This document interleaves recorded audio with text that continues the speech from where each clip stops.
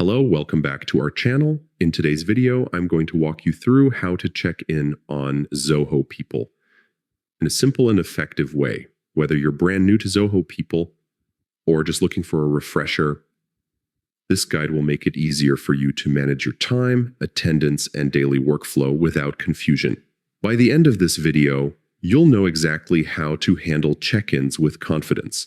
First things first, log into your Zoho People account.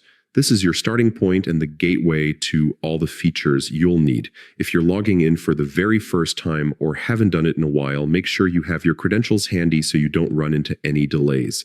Once you're inside your account, you'll find yourself on the main dashboard, which is designed to give you a quick overview of all your key information. From here, navigate to the attendance section. This area is where you'll manage your check-ins, checkouts, and overall attendance history. The Zoho People interface is user-friendly, so it should be easy to spot. But if you use it often, you can even add the attendance section to your favorites for quicker access in the future. That little step can save you valuable time every day. Once you're on the attendance summary tab, you'll see a clear breakdown of your records, your check-in and check-out times, along with trends or patterns in your attendance. Understanding this summary helps you keep track of your schedule and ensures accuracy for payroll and performance purposes. Now it's time to actually check in. Look for the green check-in button. It may seem like a small detail, but it's very important.